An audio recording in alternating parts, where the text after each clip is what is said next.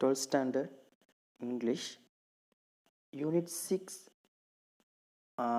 poem Incident of the French Camp. Students, now we are going to learn about Incident of the French Camp. So first you have to read about the author. Robert Browning is the author of this poem. 7 May 1812 to 12 December 1889 was an English poet and playwright whose mastery of the dramatic monologue made him one of the foremost Victorian poets. He was born in Camberwell, a suburb of London, on 7 May 1812. He was educated mainly at home, but he attended a short course in Greek at London University. His poems are known for their ironic characterization, dark humor, social commentary, historical settings, and challenging vocabulary and syntax. He developed a unique form of conversational and rhythmic verse.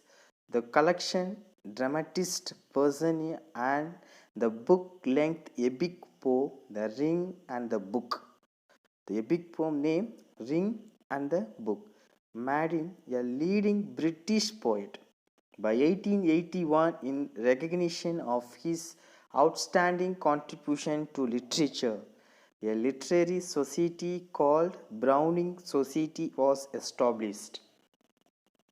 Background of the poem here: Napoleon Bonaparte 1769 to 1821 was originally an officer in the French army, became the army chief and a legendary warrior, who later known for his military skill. The poem Incident of the French Camp narrates an actual incident in the war in 1809 between France and Austria genius, led by Napoleon. Napoleon was standing on a little mount, eagerly looking towards Ratisbon. His mind was oppressed with anxious thoughts, and he said to himself that all his ambitious plans would come to nothing if Lance failed to storm Ratisbon.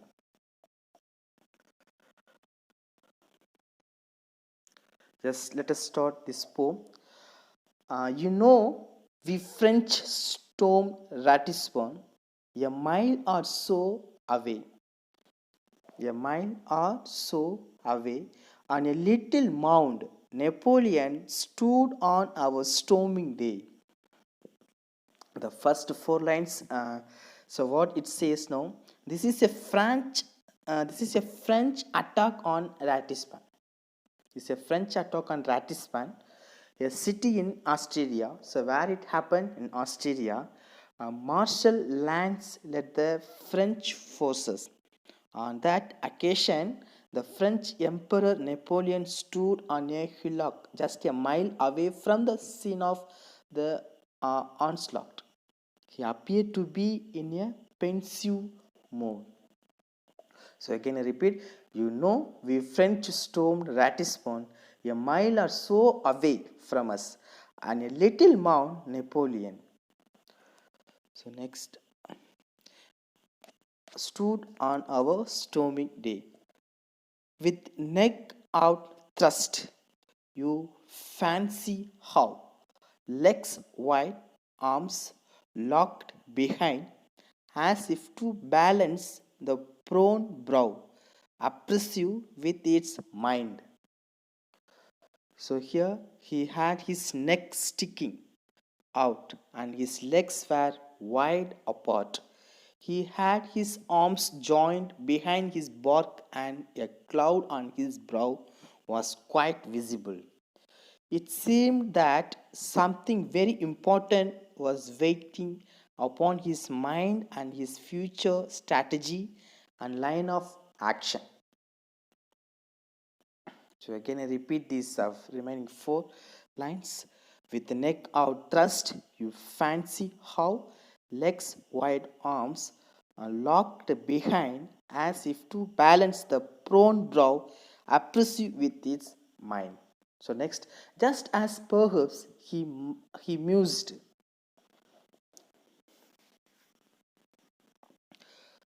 My plants that sow to earth my fall. So here, um, just just as a perhaps he mused, and that my plans that sow to earth my fall. Let once my army leader lands waver at yonder wall. Napoleon was lost in his thought, pondering over the events of the days to come. All his future planning depended upon his success at Ratisbon. He was eagerly waiting to see the French flag fluttered over the German city. So again I repeat, just as perhaps he mused my plans that sow to earth my fall. Let once my army leader lands. And then waver at yonder wall. Next, out twixt the battery smokes there flew. A rider, bound and bound, full galloping nor bridle grew, until he reached the mound. As he concentrated upon his future strategy, he observed a young French soldier rushing towards him, riding at top speed. The rider pierced through the blanket of smoke. He came straight to the place where Napoleon was standing and was waiting to receive the good tidings. Out twixt the battery smokes that flew. So can you repeat? Out twixt the battery smokes that flew, a rider bound and bound, full galloping, nor bright drew, until he reached the mound. Next, then of their flank in smiling joy, and held himself erect by just his heart's man, your boy. You hardly would suspect. He jumped off his house and stood at attention before his chief, although he was fatally wounded. He displayed extraordinary courage, confidence, and self control. Confidence, self confidence, they have it. So, next, so tight he kept his lips compressed, scarce any blood came through. So tight he kept his lips compressed. His mouth was full of blood, but he had his lips so tightly. So that's why they have given. Sealed that not a drop of blood oozed out of it. He maintained his cool composure and with confidence and chivalry conveyed the cheerful news of victory. Cheerful which means the happiness news. Happiness news of for winning. So victory. You looked twice at you saw his breast was all but shot in two. You looked twice. You looked twice and you saw his breast was all but shot in two.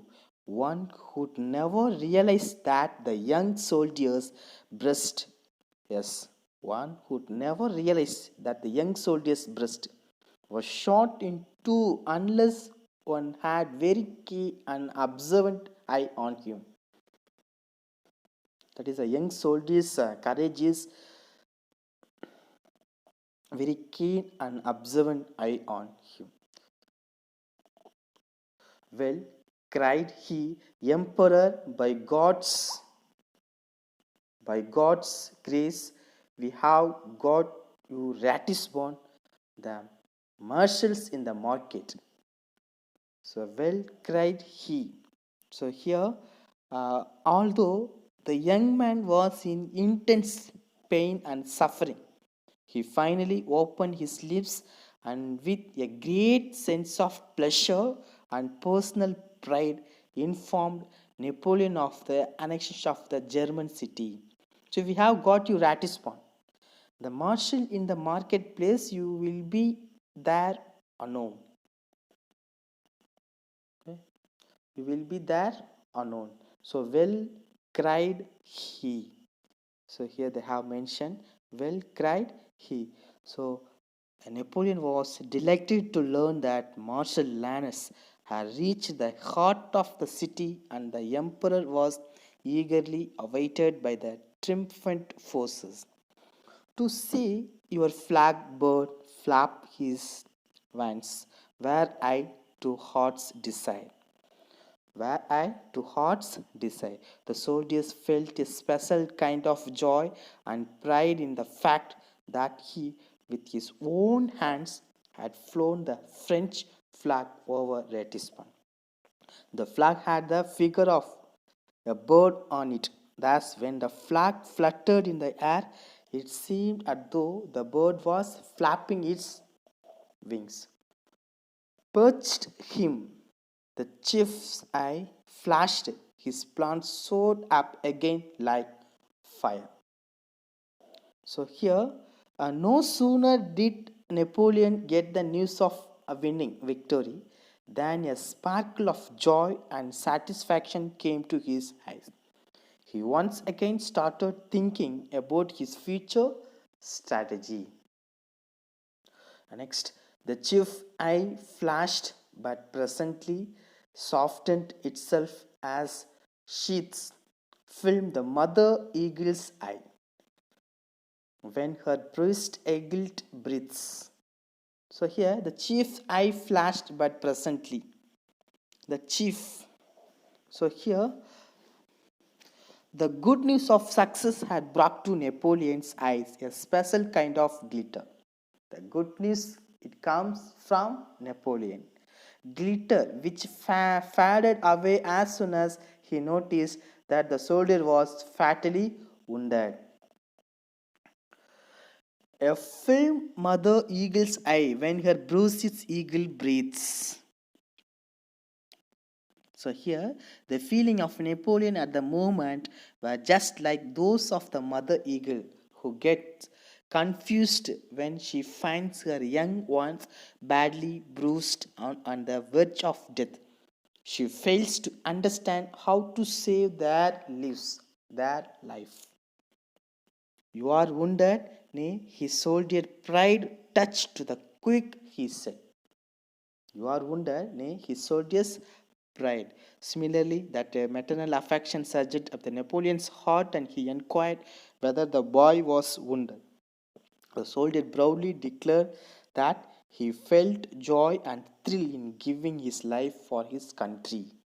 I am killed, sir, and his chief, besides smiling, the boy felt dead. There was a smile of pride and satisfaction on the young soldier's lips as he fell dead nearly his emperor feet. So, smiling, the boy fell dead. Okay, so that incident of the French camp, incident of the French camp, written by Robert Browning. So, additional information next class we will continue of incident of the French camp. Thank you.